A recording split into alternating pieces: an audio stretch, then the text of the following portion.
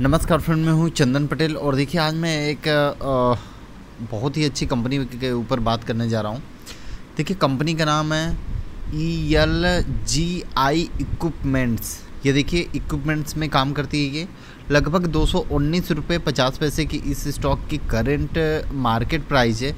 अगर यहाँ पे मैं बात करूँ तो 15 रुपये 50 पैसे की इस स्टॉक में तेज़ी देखने को मिल रही है।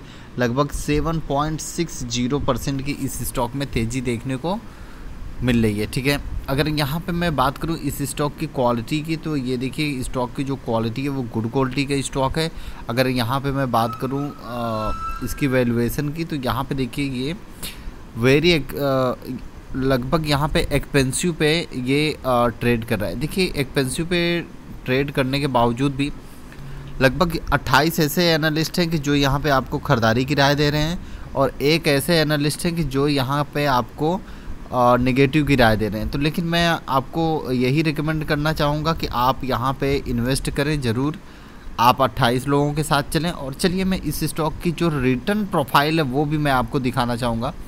देखिए जो रिटर्न प्रोफाइल है वो भी एक अच्छी ही मान लीजिए, क्योंकि औरों से तो अच्छी ही है, क्योंकि ये लगभग मतलब 10 साल में आपका 5 गुना पैसा किया है तो गलत नहीं है। मतलब 2 साल में 2 गुना, 5 साल में 129% का रिटर्न है, 4 साल में 70% का रिटर्न है, 3 साल में 72% का रिटर्न है, 2 साल में 56% का रिटर्न, 1 साल में 83% का रिटर्न। अगर हम यहाँ पे एयरटेल रेट की बात करें 43% का रिटर्न। 6 महीने में उतना ज़्यादा कुछ खास नहीं, 3 महीने में उतना ज़्यादा कुछ खास नहीं है।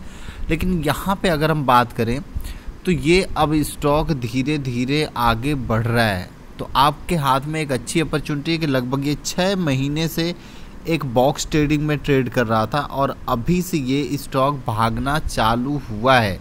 तो आपको लपक लेना चाहिए ऐसे स्टॉक में, और आप लंबे रेस का अगर आप दौड़ करेंगे तो आपको और भी अच्छी प्रॉफिट होगी। अगर आप शॉर्ट टर्म में इन्वेस्टमेंट करना चाहते हैं तो भी कोई बात नहीं, एक बहुत ही अच्छी अपॉर्चुनिटी है आपके हाथ में कि अभी भी जैसे देखिए क्या होता है कि जब अगर जैसे ही तेज़ी अगर कहीं आपको दिखे, अगर वो उसके पहले आपको पता चल जाए कि इस स्टॉक में तेज़ी दिख रही है, तो आप लपक नहीं लोगे।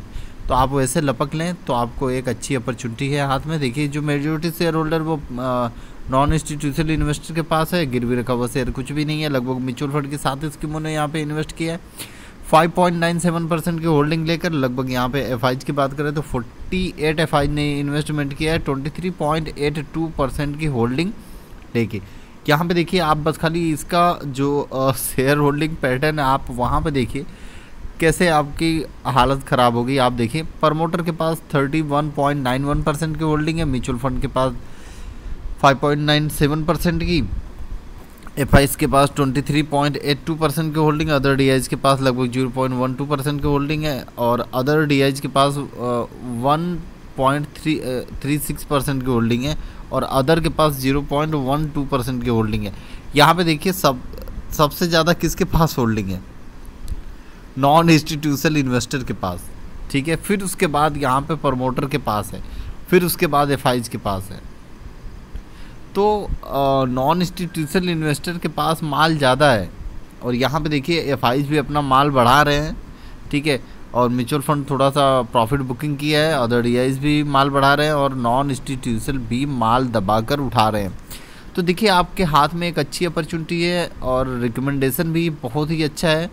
तो आप यहाँ पे शॉर्ट टर्म इन्वेस्टमेंट करके या लॉन्ग टर्म इन्वेस्टमेंट करके एक अच्छी वेल्थ क्रिएट कर सकते हैं। देखिए मैं इस स्टॉक में आपको शॉर्ट टर्म इन्वेस्टमेंट के ही लिए बोलूँगा, क्योंकि ये उतना ज़्यादा मल्टी बैगर स्टॉक नहीं है। मल्टी बैगर स्टॉक में हमेशा मैं आपको लॉन्ग टर्म की राय देता हूँ। आप यहाँ पे शॉर्ट टर्म पैसे कमा के आप निकल जाइए। ठीक है ना? Okay, thank you friend.